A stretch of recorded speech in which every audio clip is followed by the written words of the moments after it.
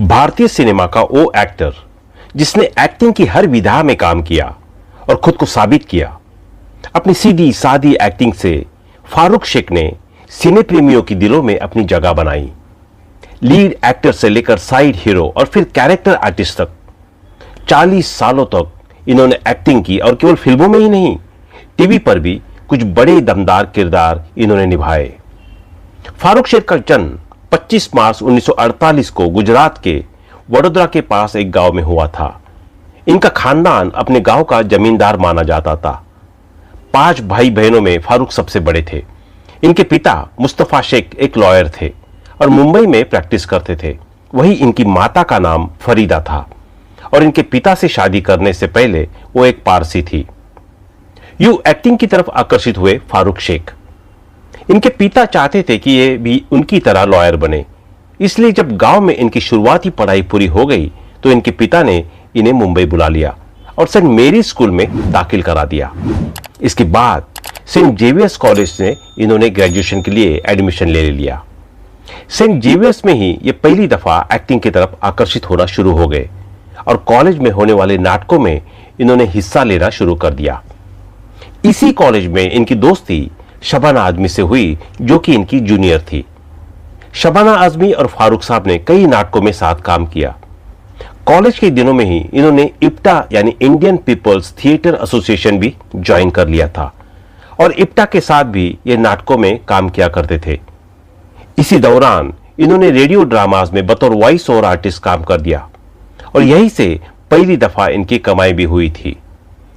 Saint Xavier's के बाद Siddharth college of law से फारूक ने जब अपनी वकालत पूरी की तो इनके पिता को लग रहा था कि अब उनका बेटा उनकी ही तरह वकालत करेगा। लेकिन दोस्तों के साथ यूं ही शुरू किया अभिनय अब इनका फैशन बन चुका था। ये फिल्मों में काम करना चाहते थे। मशहूर डायरेक्टर MS सत्तू ने इन्हें अपनी फिल्म गर्म हवा में काम करने का ऑफर दिया। ये वो वक्त था जब MS सत्तू के पास फिल्म बनाने के पैसे भी नहीं थे और वो अपना जानकर एक्टर से उस फिल्म में मुफ्त में काम कराने को कह रहे थे। MS सत्तू की उम्मीद फारूक शेख ने नहीं तोड़ा और वो इसलिए क्योंकि सत्तू जिस सब्जेक्ट पर गर्म हवा फिल्म बना रहे थे फारूक को बेहद पसंद आया था। फारूक ने जब फिल्म साइन कर ली और इनके घर तक एक खबर पहुंची तो इनके पिता बेहद नाराज हुए। वो इस बात को कतई मानने को तैयार नहीं थे कि उनका बेटा फिल्मों में काम करे। लेकिन जब फारूक ने उन्हें फिल्म के सब्जेक्ट के बारे में बताया तो वो शांत हुए और उन्होंने फारूक को फिल्म में काम करने की इजाजत दे दी। फिल्म बनी और रिलीज हुई। फारूक का काम हर किसी को पसंद आया। पहली ही फिल्म से फारूक पैरेलल सिनेमा का बड़ा नाम बन गए।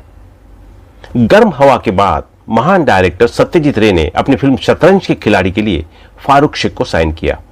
फारूक ने इस फिल्म में भी अपने किरदार को मजबूती से निभाया। अगले साल ये मुजफ्फर अली की फिल्म गमन में नजर आए। इसके बाद तो मुजफ्फर अली के साथ इनकी जोड़ी खूब जमी और फारूक ने मुजफ्फर अली की कई फिल्मों में काम किया। फारूक शेख 8 फिल्मों का एक बड़ा नाम बन चुके थे। हालांकि यश चोपड़ा की नूरी फिल्म में काम करके फारूक ने यह जता दिया कि वो केवल 8 फिल्मों में ही नहीं बल्कि रोमांटिक फिल्मों में भी काम कर सकते हैं। दीप्ति नवल के साथ खूब जमी फारूक शेख की जोड़ी। फिल्म में पूनम ढिल्लन के साथ फारूक की जोड़ी दर्शकों को बेहद पसंद आई थी। वही सई परांजपे की फिल्म चश्मे बद्दूर में भला कौन भुला सकता है। इस फिल्म में फारूक ने बड़ी जबरदस्त कॉमेडी की थी और दर्शकों को अपनी कॉमिक टाइमिंग का फैन बना दिया था। फारूक शेख की जोड़ी दीप्ति नवल के साथ खूब जमी। इन दोनों ने सई परांजपे की कथा में भी साथ काम किया था। लोगों को दीप्ति नवल और फारूक शेख को पर्दे पर एक साथ देखना बड़ा पसंद था। दीप्ति और फारूक ने 8 फिल्मों में साथ काम किया है। दीप्ति नवल के साथ इनकी आखिरी फिल्म थी लिसिन अमाया, जो कि 2013 में रिलीज हुई थी। फारूक शेख ने अपने 40 साल लंबे फिल्मी करियर में मात्र 60 फिल्मों में काम किया। इसके अलावा इन्होंने कुछ टीवी शोज में भी काम किया था। जीना इसी का नाम है शो में ये होस्ट बने थे और इनकी एंकरिंग का अंदाज दर्शकों को बेहद पसंद आया था। शबाना आजमी के साथ इनका नाटक तुम्हारी अमृता पूरे 20 सालों तक चला। 2012 की 26 फरवरी को इनका नाटक तुम्हारी अमृता आखिरी बार आयोजित किया गया था। देश विदेश में उन्होंने अपने इस नाटक को परफॉर्म किया था और ख्याति पाई थी। 2009 में रिलीज हुई फिल्म लाहौर में इनके काम के लिए इन्हें Filmfare best actor in supporting role का अवार्ड दिया गया था। वही अभय देओल और इमरान हाशमी की फिल्म शंघाई में भी इनका काम पसंद किया गया था। ये जवानी है दीवानी में फारूक शेख रणबीर कपूर के फादर के रोल में नजर आए थे। इसके बाद ये क्लब 60 नाम की फिल्म में सारिका के साथ दिखे। इस फिल्म में इन्होंने अपनी इमोशनल एक्टिंग से लोगों को रुला दिया। इसी फिल्म की रिलीज के बाद वो मनहूर खबर आई थी जिसमें कईयों का दिल तोड़कर रख दिया था। नए साल के मौके पर फारूक अपने परिवार के साथ दुबई घूमने गए थे। वहीं पर 28 दिसंबर 2013 को हार्ट अटैक के चलते इनकी मौत हो गई। इनकी मौत की खबर जैसे ही भारत पहुंची तो फिल्म इंडस्ट्री में मातम पसर गया। इनके फैंस भी इस खबर से बेहद दुखी हुए। हिंदी सिनेमा का एक बेहद शानदार एक्टर इस तरह अचानक चला जाएगा ये किसी ने सोचा भी नहीं था। 30 सितंबर 2013 को फारूक साहब को कब्रिस्तान में इनकी मां की कब्र के ठीक बराबर में दफना दिया गया। दीप्ति नवल और शबाना आजमी ने यह कहा था। फारूक शेख की निजी जिंदगी के बारे में बात करें तो इन्होंने रूपा जैन से शादी की थी। रूपा जैन इनके साथ इनके कॉलेज में पढ़ती थी और इनकी जूनियर थी। रूपा जैन और शबाना आजमी क्लासमेट थे। रूपा जैन से इनकी 3 बेटियां हैं। फारूक शेख उन अभिनेताओं में से एक थे जो सेट पर हमेशा किसी मस्त मौला इंसान की तरह रहते थे। फारूक अक्सर अपनी हीरोइन की टांग खींचा करते थे। फारूक की मौत के बाद 2013 में एक इंटरव्यू के दौरान दीप्ति नवल ने बताया था कि लिसीन अमाया में उन्होंने 26 साल बाद फिर से फारूक के साथ काम किया था, लेकिन इतने सालों के बाद फारूक उनके साथ मस्ती मजाक कर रहे थे। फारूक को याद करते हुए कॉलेज में उनकी जूनियर रही शबाना आजमी ने एक इंटरव्यू में कहा था कि वो फारूक हमेशा कॉलेज में बेस्ट एक्टर का अवार्ड जीतते थे। दोनों को 50-50 रुपए मिलते थे, जो कि उस जमाने में एक बड़ी रकम मानी जाती थी। फारूक को बेस्ट प्ले अवार्ड भी मिलता था और उन्हें 150 रुपए और इनाम में मिल जाते थे।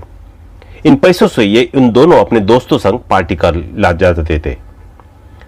अमेरिका का वो किस्सा, एक घटना को याद करते हुए शबाना आजमी बताती है कि तुम्हारी अमृता नाटक का एक शो अमेरिका की न्यू जर्सी शहर में था, लेकिन ड्राइवर के रास्ता भूल जाने की वजह से ये दोनों नाट्य स्थल पर 2 घंटे देर पहुंचे थे।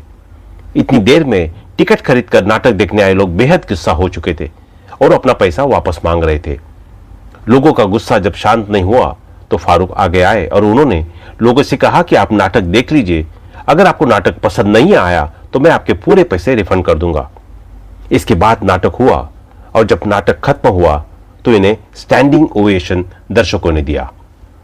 बहुत अच्छे इंसान थे फारूक शेख।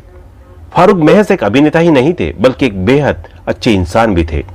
26/11 को मुंबई में हुए आतंकी हमलों में ताज होटल में एक मेंटेनेंस वर्कर को भी आतंकियों ने गोली मार दी थी। वो अपने परिवार में इकलौता कमाने वाला था। इंडियन एक्सप्रेस अखबार में उसके परिवार की खबर छपी देखकर फारूक ने उनसे संपर्क किया और परिवार के दोनों बेटों की पढ़ाई का खर्च उठाने की जिम्मेदारी ले ली, और वो भी इस शर्त पर कि इसके बारे में कभी भी किसी को बताया नहीं जाएगा। हर साल अखबार वाले ताज होटल के उस कर्मचारी के बेटे की पढ़ाई का खर्च फारूक साहब को बता देते थे और फारूक साहब बिना कोई सवाल किए उनका बताया अमाउंट चेक से दे देते थे। तो दोस्तों, अभी के लिए बस इतना ही। मिलते हैं अगले वीडियो में, तब तक अपना ध्यान रखिए। Bye bye.